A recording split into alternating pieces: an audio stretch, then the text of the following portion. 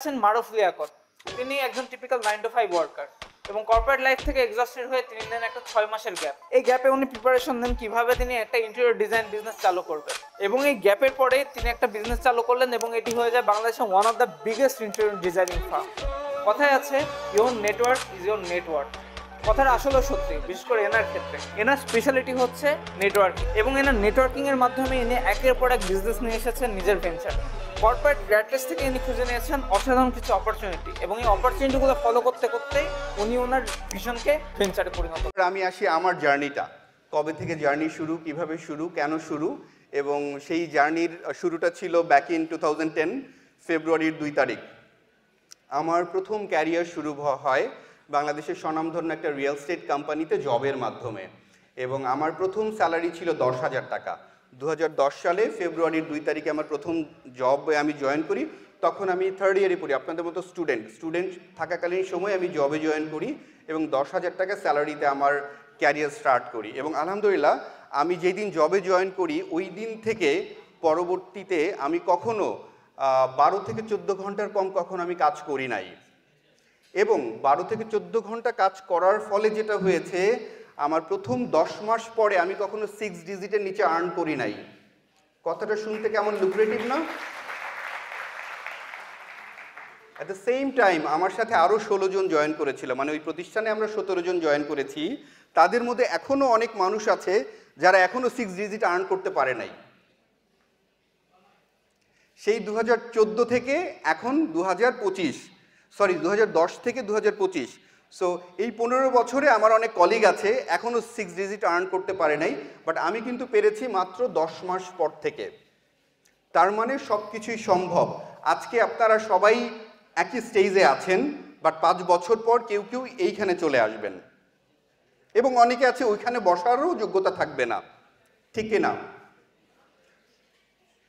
এবং এই জিনিসগুলো তখনই হয় যখন আমাদের কোনো পরিকল্পনা থাকে না, প্ল্যান থাকে না। প্ল্যানের বাইরে গিয়ে যখন আমরা আমাদের ডেইলি লাইফটাকে অতিবাহিত করতে থাকি তখন ওই জায়গাগুলো বন্ধ হয়ে যায়। সো মেইন পয়েন্টে ফিরে আসি। আমার সুযোগ হয়েছে বাংলাদেশের স্বনামধন্য 3টা প্রতিষ্ঠানে জব করার। আমার ক্যারিয়ার শুরু জবের মাধ্যমে, এবং 2014 সাল থেকে আমি আমার নিজের প্রতিষ্ঠান ইন্টেরিয়র স্টুডিওর যাত্রা শুরু করি। 2014 সালের জুন মাস থেকে ইন্টেরিয়র স্টুডিওর যাত্রা শুরু হয়, এবং একজন আর্কিটেক্ট নিয়ে আমাদের প্রতিষ্ঠানের যাত্রা শুরু হয়। আল্লাহর রহমতে এখন 55 জন ইঞ্জিনিয়ার আর্কিটেক্ট আমাদের প্রতিষ্ঠানে কাজ করে। ডেইলি অলমোস্ট 3 থেকে 400 লোক আমাদের প্রতিষ্ঠানের জন্য কাজ করে সারা বাংলাদেশ ব্যাপী।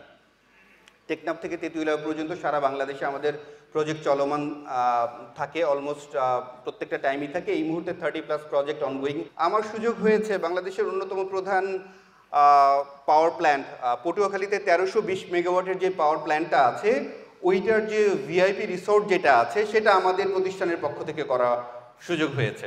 সো এই পাওয়ার প্ল্যান্ট কিভাবে কাজ করে, পাওয়ার প্ল্যান্টে কী কী থাকে, এগুলো প্রচুর মানে লম্বা সময়, আমাদের এই প্রজেক্টটা অলমোস্ট প্রায় 1 বছর ধরে আমরা কাজ করি। 1 বছর 1320 মেগাওয়াটের পটুয়াখালীর পাওয়ার প্ল্যান্টটা আমার অলমোস্ট প্রত্যেক মাসেই ভিজিট করার সুযোগ হয়েছে। এবং পাওয়ার প্ল্যান্টের যে ডায়নামিক্স অসাধারণ, মানে সে এক অন্যরকম, মানে সমুদ্রের মধ্যে ঢুকে যেতে হয় আর কি। এনিওয়ে, যেটা বলছিলাম, আজকে যখন চিটাগং এয়ারপোর্টে আমরা নামি, এয়ারপোর্ট থেকে নামতেই দেখলাম যে একটা ওখানে বে-1 ক্রুজ শিপ আছে, বাংলাদেশের একমাত্র সি ক্রুজ, যেটা কে কে চেনেন বা কে কে জানেন চিটাগং থেকে সেন্ট মার্টিনে যায়। ওকে, 2020 সালে এই ক্রুজ শিপটার ইন্টেরিয়ারের কাজ করেছে আমাদের প্রতিষ্ঠান। বাংলাদেশে একটা প্রতিষ্ঠানই আছে যারা ক্রুজ শিপের ইন্টেরিয়ার ডিজাইন করেছে, সেটা হচ্ছে ইন্টেরিয়র স্টুডিও। বড় একটা হাতে তালি দেন না ভাই। এখন পর্যন্ত আমরা 600+ প্রজেক্ট সম্পূর্ণ করেছি পুরো বাংলাদেশে, যেখানে পাওয়ার প্ল্যান্ট রয়েছে, যেখানে ক্রুজ শিপ রয়েছে, যেখানে মসজিদ রয়েছে। চিটাগংয়ে হচ্ছে মাইজ ভান্ডারি এরিয়া, তো মনে হয় অনেকে নাম শুনেছেন, সেখানে এই মুহূর্তে আমাদের একটা মসজিদের প্রজেক্ট চলমান রয়েছে। সো মসজিদ থেকে শুরু করে পাওয়ার প্ল্যান্টের কাজ থেকে শুরু করে আমাদের হচ্ছে সি ক্রুজ থেকে শুরু করে 5 স্টার হোটেল থেকে শুরু করে রেসিডেন্সিয়াল প্রজেক্ট থেকে শুরু করে যাবতীয় ইন্টেরিয়র ডিজাইন রিলেটেড যত ধরনের কাজ আছে, এই কাজগুলো করে আমাদের প্রতিষ্ঠান ইন্টেরিয়র স্টুডিও। এবং আমরা 2026 সালে একটা গ্লোবাল কোম্পানি হতে যাচ্ছি। বাংলাদেশ সহ আরও 3টা দেশে আমাদের প্রতিষ্ঠান অপারেশন শুরু করতে যাচ্ছে। তার মধ্যে দুবাই, সৌদি আরব এবং কাতার, এই 3টা দেশে আমাদের অপারেশনের মাধ্যমে আমাদের প্রতিষ্ঠানটা গ্লোবাল কোম্পানি হবে, যেটা 2014 সালে মাত্র একজন ইঞ্জিনিয়ার এবং আমরা দুজন মিলে স্টার্ট করেছিলাম। আলহামদুলিল্লাহ এখন এই মুহূর্তে 50 জনেরও অধিক ইঞ্জিনিয়ার আর্কিটেক্ট কাজ করছে এবং এই 31 ডিসেম্বরের মধ্যে আমাদের টিম হবে 100 পিপলের টিম হবে আমাদের ইনশাআল্লাহ। তো একজন ইঞ্জিনিয়ার থেকে 100 জনের প্রতিষ্ঠান এবং ন্যাশনাল বলবো না, ছোট্ট একটা কোম্পানি থেকে এখন ন্যাশনাল কোম্পানি এবং আগামী বছরই আমরা একটা গ্লোবাল কোম্পানি হতে যাচ্ছি। এই জার্নিটা এত সহজ না। এই জার্নিটা সহজ হয়েছে ওই ভদ্রলোকের মতো এক স্টেপ আগিয়ে আসার কারণে। বিকজ আমরা যারা নিজের জায়গায় বসে থাকতে পছন্দ করব, খুব কমফোর্ট জোনে থাকতে পছন্দ করব, তাদের জন্য ডিফিকাল্ট সামনের দিকে যাওয়া। যারা কমফোর্ট জোন ভেঙে সামনের দিকে যেতে পারবো, যেতে চাইবো, তাদের পক্ষে সম্ভব সেই কাজটা করা।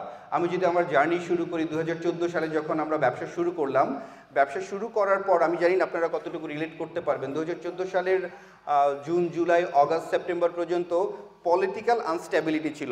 একটানা 4 মাস হরতাল অবরোধ ছিল, যদি আপনারা একটু নেটে ঘাটাঘাটি করেন দেখতে পাবেন। এবং এইটা শুরু হয়েছিল আমি আমার বিজনেসটা শুরু করার জাস্ট 1 মাস পরেই। ডিজাস্টার একটা কন্ডিশন, কি হবে, অফিস নিয়েছি, তখন আমার যে অফিসটা নিয়েছিলাম অফিসের ভাড়াই ছিল 50,000 টাকা, প্লাস আমার একজন আর্কিটেক্ট ছিল, তার স্যালারি ছিল, প্রজেক্ট সুপারভাইজার ছিল, সো আদার্স খরচ মিলে প্রত্যেক মাসে অলমোস্ট লাখ টাকার মতো খরচ থাকতো। অন্যদিকে আবার জব ছেড়ে দিয়েছি, সো জব ছেড়ে দিয়েছি, ব্যবসা শুরু করেছি, পলিটিক্যাল আনস্টেবিলিটি শুরু হয়ে গেল এবং একটানা 4 মাস নতুন কোনো কাজ আসলো না, সব কাজ স্টপ হয়ে গেল। প্রথম একটা কাজ শুরু হয়েছে, তারপরে একটানা 4 মাস নতুন কোনো কাজ আসলো না। মানে রাতে ঘুম হয় না, সারা রাত চিন্তা করি কি করব এবং কি করব এটা যেমনিভাবে চিন্তা করেছি একইভাবে লেগে থেকেছি, যাতে করে এই আনস্টেবিলিটি যখন দূর হবে তখন যাতে আবার পুরো মার্কেটটা গ্র্যাব করতে পারি। এবং আলহামদুলিল্লাহ 4 মাস পরে যখন হরতাল অবরোধ শেষ হয়ে গেল, 1 মাসে আমার কোম্পানিতে 5টা নতুন প্রজেক্ট আসলো এবং ইন্টেরিয়র ডিজাইনের 5টা প্রজেক্ট আসা মানে আগামী 1 বছরের মোটামুটি প্রতিষ্ঠানের ফুয়েল হয়ে গেল আমার। সো এই যে আনস্টেবল 4 মাস, তখন যদি আমি হার্ড ইফোর্টটা না দিতাম, আমি আমার চেয়ার থেকে যদি উঠে না আসতাম, যদি রাস্তায় রাস্তায় না হাঁটতাম, তাহলে কিন্তু সম্ভব ছিল না যখন মার্কেটটা রেডি হলো তখন মার্কেটটা গ্র্যাব করা। সো প্রত্যেকটা প্রতিকূল পরিস্থিতিতেই ভালো কিছু রয়েছে, যদি আমরা সেই ভালো কিছুটা অ্যাচিভ করতে চাই, ভালো কিছুটা অ্যাচিভ করার মানসিকতা যদি থাকে, কখনোই প্রতিকূল পরিস্থিতিতে স্টপ হয়ে যেতে হয় না। উদ্যোক্তারা কখনো স্টপ হয়ে যায় না, বিকজ প্রত্যেকটা প্রতিকূল পরিস্থিতিতেই উদ্যোক্তাদের জন্য আরও গ্রেটার অপরচুনিটি তৈরি হয়। আমরা কি জানি কোভিডের মধ্যে যখন সারা পৃথিবী স্টাক হয়ে গেছে, তখন কিন্তু এলন মাস্কের কোম্পানি রেভিনিউ অনেক বেড়েছে, ঠিক না ভুল বললাম? আজকে প্রথম প্রেজেন্টেশনও আমরা দেখতে পেলাম, রাইট? তখন কিন্তু মার্ক জুকারবার্গের কোম্পানির রেভিনিউ বেড়েছে, ঠিক না ভুল বললাম? অ্যাপেল তখন $1 ট্রিলিয়ন কোম্পানিতে রূপান্তর হলো, ঠিক না ভুল বললাম?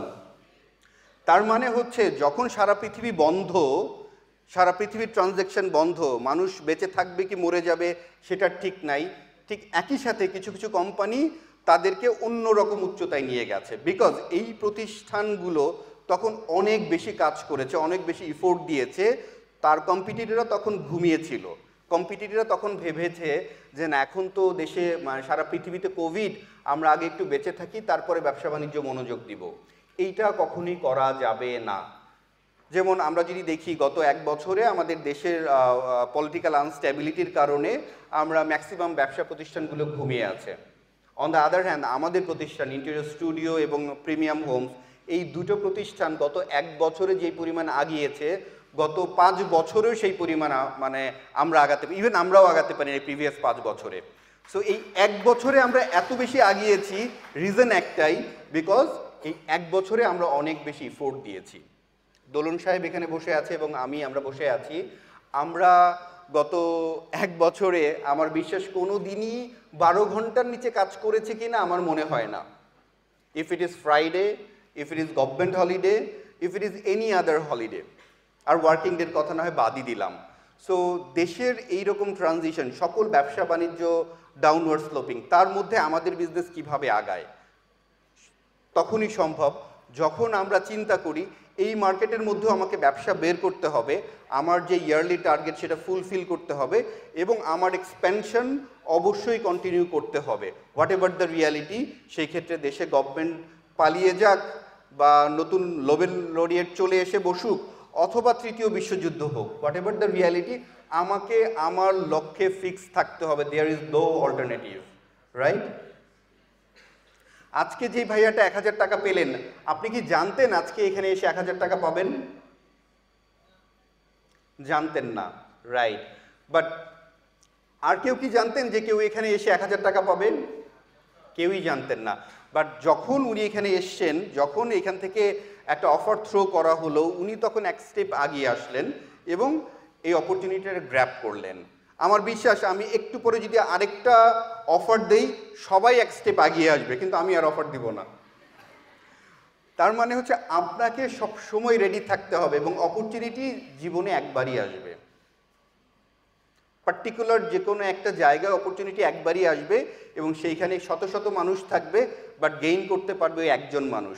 সো আপনাকে প্রত্যেকটা জায়গায় গিয়ে চিন্তা করতে হবে এখান থেকে একজন বা দুজন অপরচুনিটি পাবে এবং আমি হব সেই পার্সন যে অপরচুনিটিটা গ্র্যাব করে নিয়ে আসবো। কেউ আমাকে এসে এগিয়ে দিবে না। আমরা অনেক সময় বলি দেশের দোষ, সমাজের দোষ, জাতির দোষ, কেউ কিছু করে না। কয়জন স্টুডেন্ট সুযোগ পায় চট্টগ্রাম ইউনিভার্সিটিতে পড়াশোনা করার? আমি তো মেধাবী তাই আমি এখানে চান্স পেয়েছি, আমি তো মেধাবী তাই এখান থেকে সাকসেসফুলি আমি গ্র্যাজুয়েট কমপ্লিট করেছি। সো এখন এটা গভর্নমেন্টের দায়িত্ব আমাকে একটা ব্যবসা প্রতিষ্ঠান তৈরি করে দেওয়ার, গভর্নমেন্টের দায়িত্ব আমাকে একটা ভালো 6 ডিজিটের স্যালারি দিয়ে দেওয়ার। না, এটা গভর্নমেন্টের দায়িত্ব না, এটা একান্তই আপনার দায়িত্ব আপনার স্বপ্নটাকে বাস্তবায়ন করা এবং স্বপ্ন পূরণের লক্ষ্যে বসবাস করা। আমাদের এখানে কে কে আছে ডাল ভাত খেয়ে সম্মানের সাথে বেঁচে থাকতে চাই? মাশাআল্লাহ, হাতের সংখ্যা অনেক বেশি। আচ্ছা, কে কে আছে যে স্টেক খেয়ে সম্মানের সাথে বেঁচে থাকতে চাই? Very good. আমি আসলে দ্বিতীয় দলের পক্ষে। ডাল ভাত খেয়ে সম্মানের সাথে বেঁচে থাকতে চাই না, আমি স্টেক খেয়ে বেঁচে থাকতে চাই। এখানে ডাল ভাত এবং স্টেক দুটোই রূপক অর্থে আমি বোঝাতে চেয়েছি। আমাদের দেশে স্পেশালি আমরা যখন ছোটবেলায়, আমাদের তো শুধুমাত্র একটা টিভি চ্যানেল ছিল, বিটিভি, রাইট? সবার কি মনে আছে?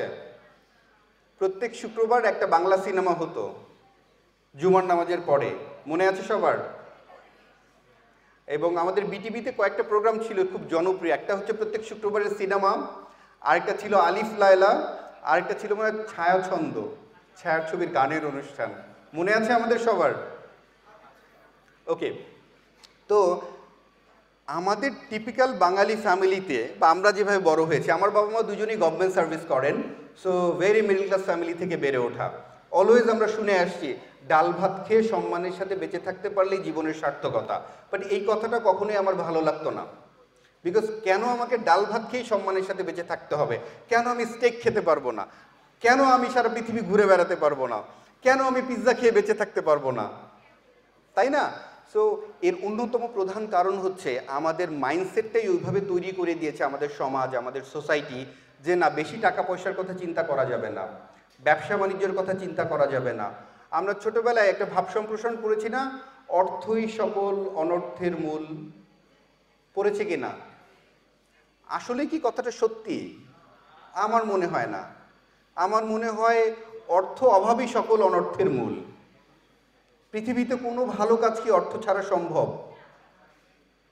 কোনো ভালো কাজ অর্থ ছাড়া সম্ভব না। আমরা শুক্রবারের যে সিনেমাটা দেখতাম, বাবা মা, দাদা দাদি, ভাই বোন, পাড়া প্রতিবেশী সবাই মিলে, সেই সিনেমাগুলোর ম্যাক্সিমাম ক্ষেত্রেই দেখা যেত যে চৌধুরী সাহেবের মেয়েরা হয় হচ্ছে নায়িকা, রাইট?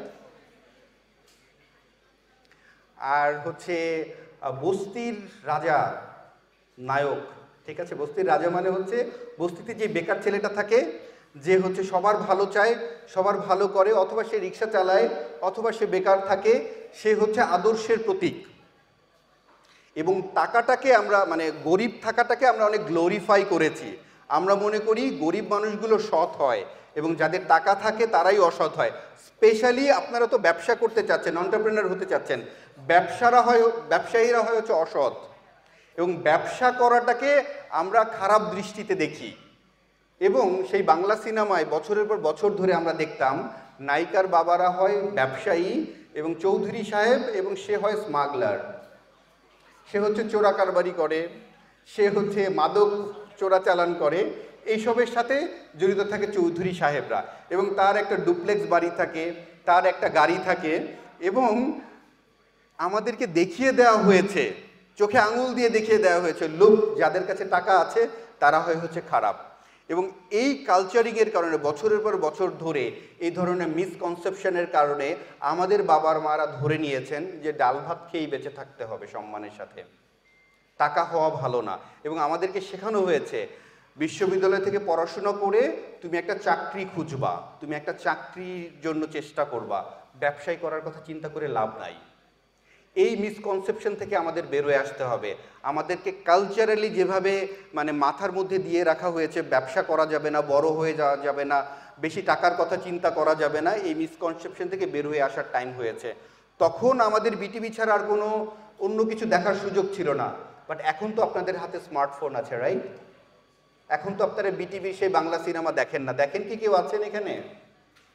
দেখেন না। সো আপনারা সেই কালচার থেকে বেরোয় আসুন, আপনারা চিন্তা করুন বড় হতে হবে, দেশ বিদেশ ঘুরে বেড়াতে হবে, নিজের একটা ইন্ডিভিজুয়াল আইডেন্টিটি তৈরি করতে হবে, এবং নিজের একটা ব্যবসা প্রতিষ্ঠান দাঁড় করাতে হবে, যেই ব্যবসা প্রতিষ্ঠানে শত শত হাজার হাজার মানুষ কাজ করবে, মানুষের জন্য কাজ করবে, দেশের ইকোনমি গ্রোথ করবে, এবং আপনি সারা পৃথিবীর মানুষের একটা আদর্শ হিসেবে নিজেকে তৈরি করতে পারবেন।